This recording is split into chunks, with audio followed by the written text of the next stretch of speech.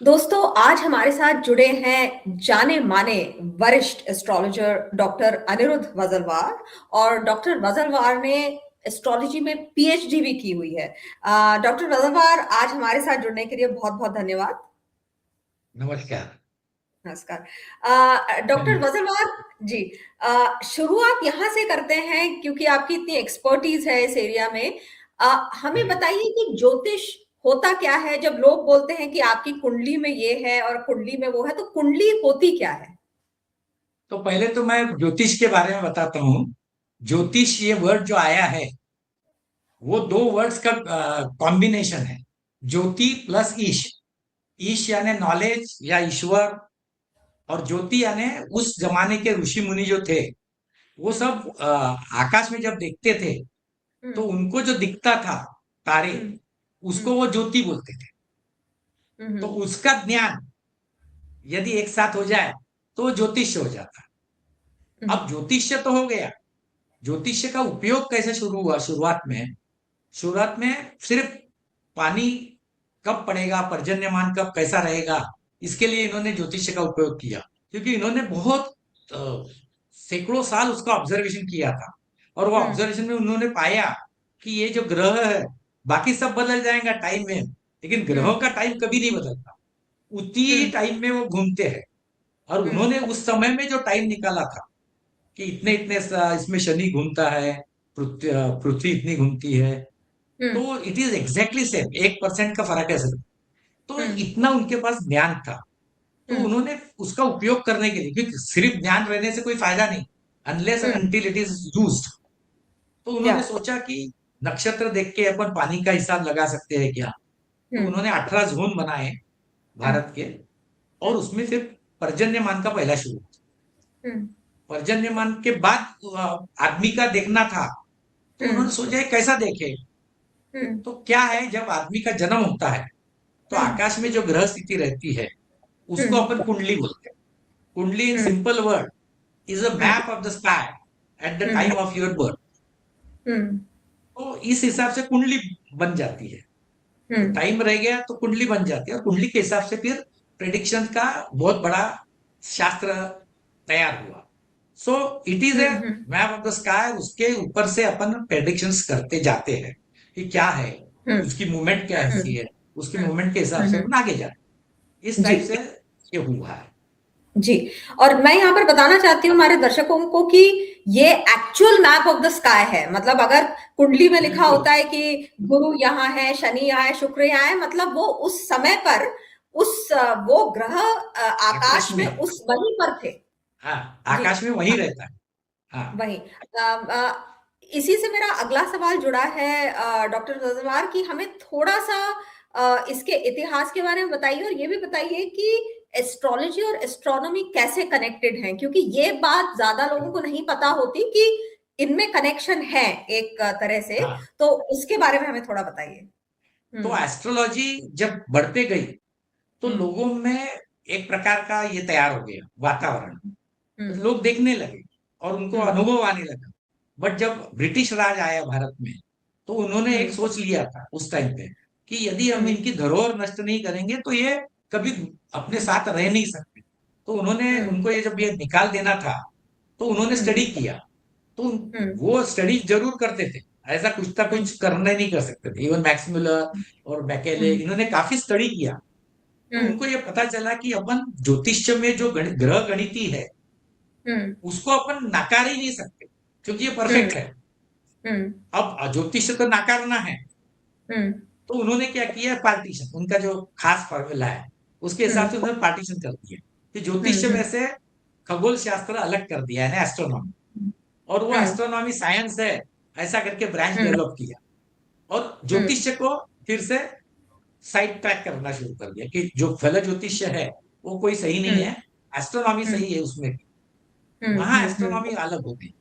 नहीं तो हम्म। एस्ट्रोनॉमी और एस्ट्रोलॉजी एक जमाने में, जो पुराने जो शास्त्र अपने ऋषि मुनि थे, जो हम्म। एस्ट्रोलॉजर्स थे, वो सब हम्म। एस्ट्रोनॉमर भी थे। इतना ही हम्म। नहीं, हम्म। तो अभी अभी के न्यूटन तक के बहुत से हम्म। शास्त्र, न्यूटन जो थे वो खुद हम्म। एस्ट्रोलॉजी जानते थे। हम्म। बहुत से अभी के इवन सेंचुरी के जो थे हम्म। एस्ट्रोलॉजर्स, वो भी हम्म। ये जानते थे एस्ट्रोलॉजी। एस्ट्रोनॉमर्स हम्म या हम्म साइंटिस्ट। तो उस टाइप से उन्होंने एस्ट्रोनॉमी को अलग किया, और फिर एस्ट्रोनॉमी सेपरेट साइंस करके डेवलप होते गया, और एस्ट्रोलॉजी किसी को पढ़ाया ही नहीं, तो एस्ट्रोलॉजी डेवलप होने का सवाल नहीं रहा। बट वो टिकी रही क्योंकि उसमें कुछ सब्सटेंस था, वहां वो साइंस टिका रहा, हम्म और फिर वो आगे आगे डेवलप होते गया। फिर से आज तो एस्ट्रोलॉजी काफी डेवलप हो गया है। जी जी। हाँ नहीं ऐसा वही, है एस्ट्रोलॉजी का। मतलब ये था कि जो ज्योतिष, क्योंकि जैसा कि हम आगे बातचीत करेंगे कि ये बिल्कुल जो हजारों साल पहले जो प्लैनेट्स के मूवमेंट्स थे वो बिल्कुल सिद्ध हुए हैं कि आज भी वो ही है, मतलब ऐसे जो ही है। टाइमिंग वगैरह थे। हाँ और ब्रिटिशर्स ने हाँ। देखा कि क्योंकि उसके पीछे के विज्ञान को वो नकार नहीं सकते थे, तो जो करेक्ट। हाँ प्रेडिक्टिव एस्पेक्ट है एस्ट्रोलॉजी का, जो मतलब अपन हाँ कि ग्रहों के बेसिस पर प्रेडिक्शन करते हैं, उसको अलग कर दिया और हाँ, बोला क्योंकि ये ठीक है। प्रेडिक्शन जो है हाँ बेस्ड हाँ। On probabilities. तो जी साइंस के दो प्रकार है, एक न्यूटन का जी। साइंस जो फिक्स साइंस है, और हाँ आइंस्टाइन का जो साइंस है वो हाँ। प्रोबेबिलिटी पे बेस्ड है। जी क्योंकि लाइट का जो ये रहता है, लाइट मूव होता है, तो जी। अपन बोलते हैं लाइट की स्पीड एक ही है, बट हाँ आइंस्टाइन ने प्रूव किया कि आगे जाके लाइट की स्पीड हाँ। बदलती है। तो जी। Everything changes, it is probable. Even hmm science के जो सिद्धांत है, तो इसलिए astrology is based on probability science. Hmm. तो अब वो लोगों को समझ रहा, लोग अनुभव कर रहे हैं। मैंने इतने जी। लोगों को प्रेडिक्शंस दिया है, 25,000 से ज्यादा लोगों को, उन्होंने सबने, हम्म। अच्छा मेरा कोई स्वार्थ नहीं था, मैंने ऐसा ही किया निस्वार्थ भावना से, जी तो लोगों को फायदा हो रहा।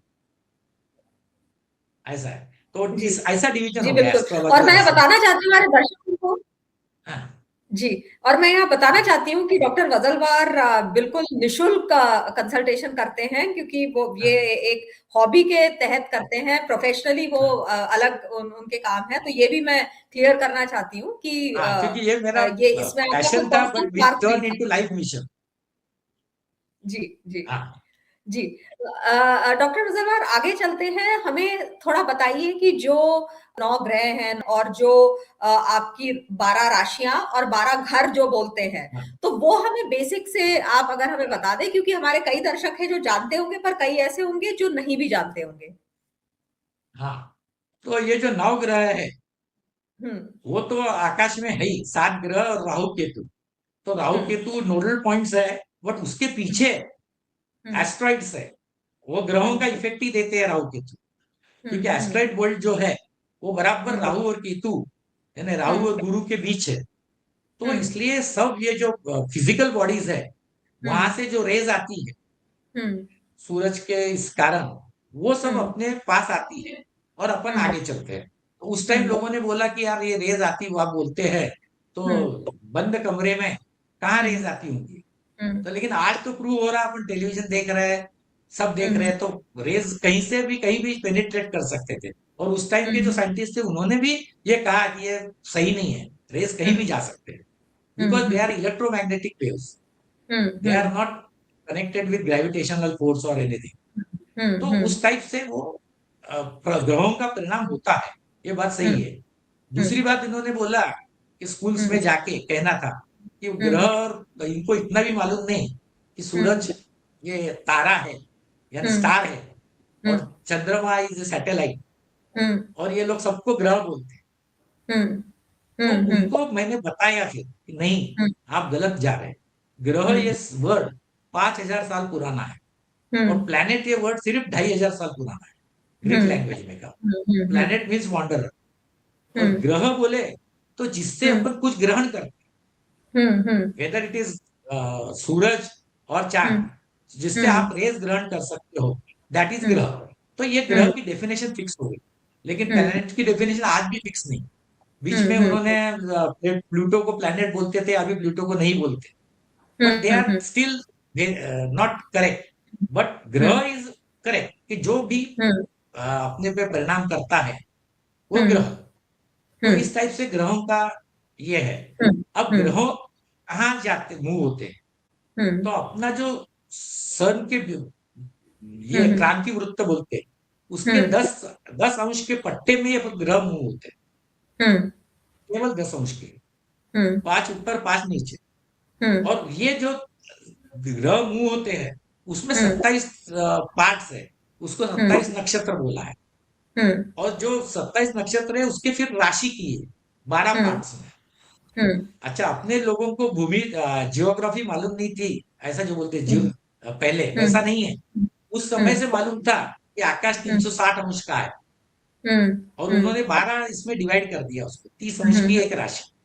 ऐसी हम्म 12 राशि आकाश में देख लिया। अब हम्म इसको नाम कैसा देना? तो हम्म उन्होंने आकाश में जो अच्छे अच्छे तारे थे वो राशि में, हम्म उनको जोड़ा हम्म लाइन से, तो कुछ फिगर्स तैयार हुए। जैसा मेष राशि है या एरिस है, तो हम्म मेंढे की फिगर तैयार हो गई वहां पे, वो राशि हम्म में। इसलिए हम्म उसको मेंढे का चिन्ह दिया। हम्म फिर वृषभ है, वृषभ यानी बैल। तो हम्म बैल जैसे दिखते हैं वो तारों को यदि आप जोड़ दो तो इस टाइप हम्म से 12 राशि और 27 नक्षत्र का उन्होंने वेरिफिकेशन किया। और ओके। फिर उसमें से वो ग्रह घूमते हैं। हम्म। तो ठीक उसके है। ऊपर तो ये भी कहा जाता है बहुत बार कि हम्म इतने दूर से किरण आते हैं तो कैसा क्या इसका इफेक्ट करेगा। लेकिन अभी तो हम्म प्रूव हुआ है, क्वाजर्स पल्सर्स जी इतने दूर है, बट उसका भी हम्म आदमी पे परिणाम होता है। तो ये हम्म ग्रह हम्म तो काफी नजदीक है उस हिसाब से। हम्म, और 8 मिनट जी में तो सूरज की रोशनी आ ही जाती है। और जी। जो तारे हैं उनकी हम्म रोशनी अपन समझ भी चले कि बहुत साल हम्म पुरानी है, फिर भी एक हम्म। बार आई तो फिर तो चालू ही है ना। तो हमारे ग्रह की जो परिभाषा है वो प्लैनेट हाँ, अलग चीज है। प्लैनेट ग्रह अलग है, ग्रह अलग वो है। होता है जो वो जो सिर्फ भी। डिक्शनरी में दोनों एक लिखते हैं। जी हाँ, जी जी जी। तो उसमें सूर्य चंद्रमा शुक्र शनि गुरु मंगल बुध खुद। और हाँ, आपके राहु केतु है ना। हाँ, ये ये 9 है। ये नौ आपके आते हैं। अभी और जो आजकल नए 3 ग्रह इन्होंने इंक्लूड किए हैं, हर्षद प्लूटो और ये, but they are hmm, not in the Vedic astrology. Vedic Vedic astrology जी। हाँ, और बाकी आपने समझाया कि कैसे ये आपके जोडियाक साइंस राशियां ऐसे बनी कि हाँ, उस हजारों साल हाँ, पहले भी जो हमारे जो सेजेस थे, जो करेक्ट, उनको ये आइडिया था कि 360 डिग्री का आर्क है। और उन्होंने करेक्ट, वो 360 डिग्री को 12 में डिवाइड किया, 30-30 डिग्री हर राशि को देके। करेक्ट। हाँ, बहुत हाँ, ही अद्भुत हाँ, बात है ये। हाँ, जी, जी। ठीक है। डॉक्टर नज़रवार, हमसे बात करने के लिए बहुत-बहुत शुक्रिया और आपसे और हाँ, आगे चल के चर्चा जारी रहेगी। समय देने के लिए बहुत-बहुत धन्यवाद। आपका भी धन्यवाद।